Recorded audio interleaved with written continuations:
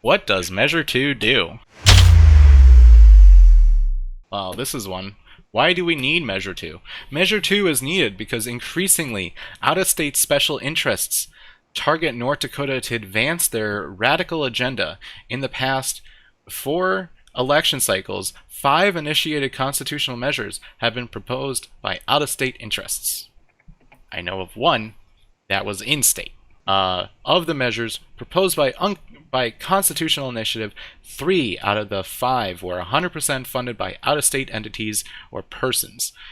The other 2 were more than 85% funded by out-of-state special interests. The recent Measure 3 relating to election reform is only the most recent example of out-of-state interests attempting to change the way North Dakota governs themselves. Measure 2 has nothing to do with money. Measure 2 has everything to do with how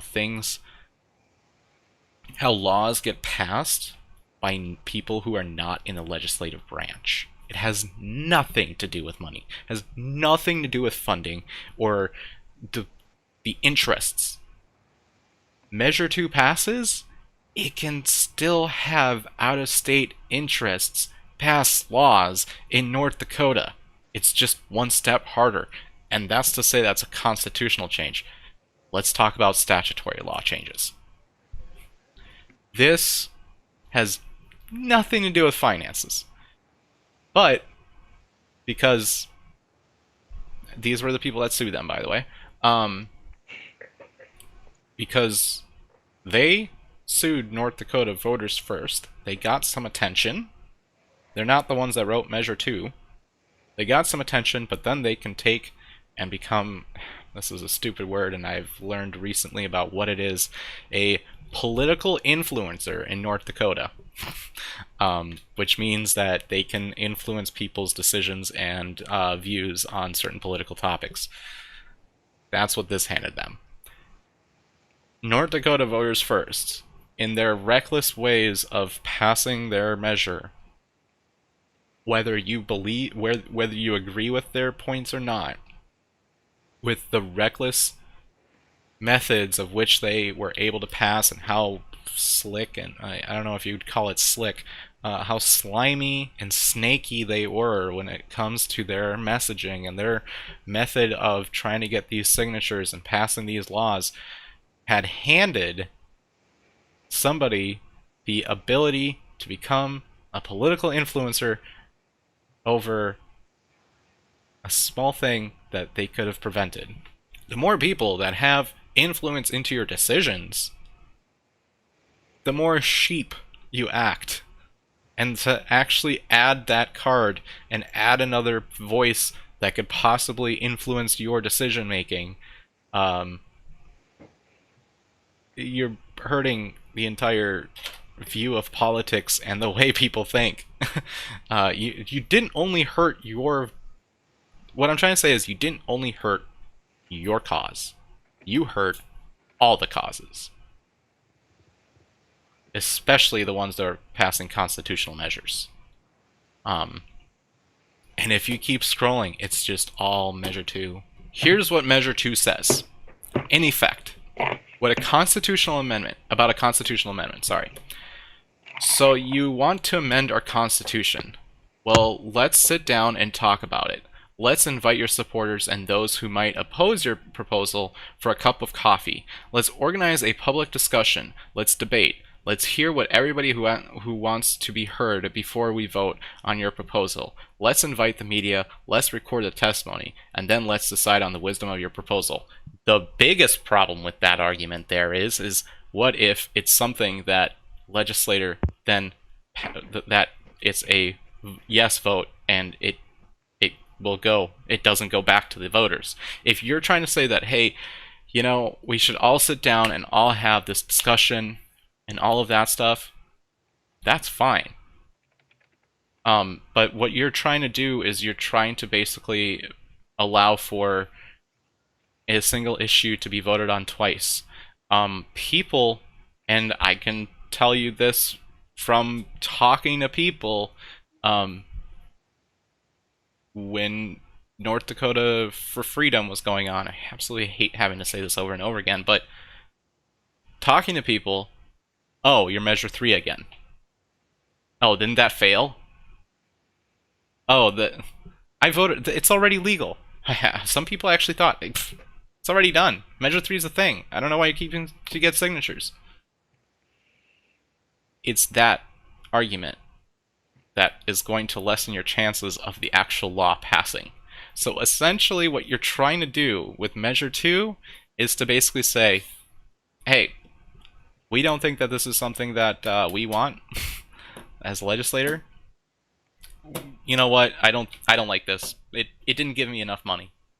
Or, you know what? I fundamentally, religiously, or it goes against my morals and feelings, so I don't want it to pass. And I'm going to get a whole bunch of people to say no, because my emotions and feelings matter. And, yeah, so good luck. And then it gets a no vote, and then the next election cycle comes out, and people are like, oh, I must have gotten the old ballot, because this is the same. There's this thing. And the people who are passing that measure had to sit and get the message out, because you get your signatures, you still gotta, like, get people to vote yes. So you still gotta, like, talk to people, spend money for advertising, make advertising even. It's not the easiest thing in the world to make advertising. Or to make, be creative about certain things. It's not super easy. It's not like you just wake up one morning and think, oh, this is perfect. I just need to go do this one thing. You can't go on the internet and say, print me out one advertisement. You have to make it. You have to spend the money to make it. You have to, even if you're making it yourself, you have to spend the money for figuring out how to mass produce it. You have to do that twice if somebody says no. If it passes, and they just don't feel like it morally goes with their standards, you have to spend that again. Say you spent $10,000 for lawn signs, and then it happens. It passes, and it goes to the legislator and gets shot down. Those people who have those lawn signs probably won't have them anymore. Or if they do, you'll probably want to have different advertising to get that different, like, view in people's heads. You have to do that again. You have to spend another $10,000. And the other situation with that is a lot of people spend a lot of money in campaigning. And if they have to do it again, they would be more open to out-of-state money. Because I already spent my $10,000. I can't afford to spend another $10,000. Oh, but this person who believes in my cause wants to spend $10,000. So I'll take it. I don't care who it is. Because the ends justify the means type of thing. You're setting up that kind of an argument. And that is the reason why Measure 2 is bad. So, North Dakota voters in November will decide whether the legislature should have the power to review and approve citizen-initiated constitutional amendments. An opposition group says it would effectively giving lawmakers veto power over what citizens want. The group, called Protect ND, gathered at the state capitol on Wednesday as part of a campaign to defeat the measure. Protect ND is run by Dustin Garrylow. Said the measure usurps the will of the people and undermines the idea of direct democracy. Before I send the next part, there was also an article that was from, I want to say, let's see here, which date was this? This was February 23rd, updated on February 24th. North Dakota Watchdog Network Managing Director Dustin Garrylow led a sponsoring committee that in April 2019 proposed a countermeasure to tighten how the powers reserved to the people in North Dakota's constitution would be amended, leaving petitioning as the only avenue to amending the article. He told the Tribune on Friday that he's shifting my priorities for defeating the legislative measure, calling his proposal on life support. don't take this the wrong way when I say this, but weird because absolutely nobody knew that this measure existed.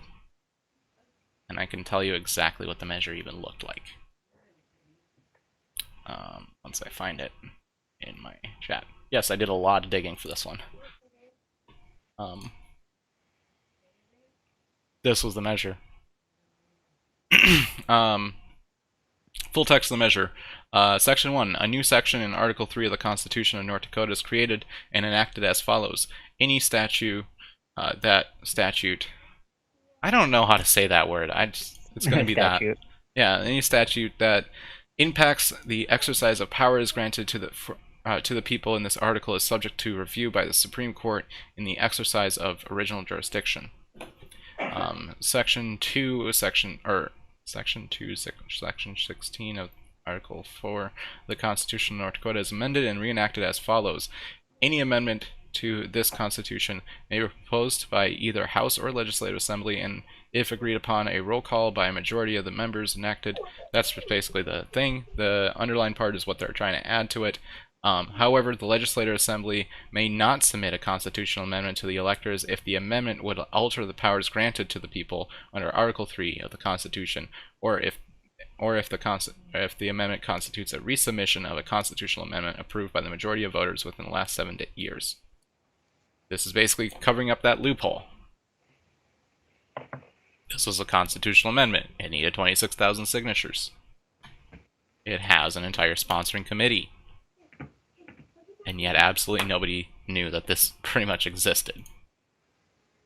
Like, when I did Google searching for this and looking for all of this stuff, I could find maybe 2 Facebook pages. I knew some of the people in the group, but it has to have had a life before it was put on life support. I'm for your idea. I'm for your, your views, but like, kind of bullshit. When you say that it was on life support when it wasn't even, it didn't even have a life.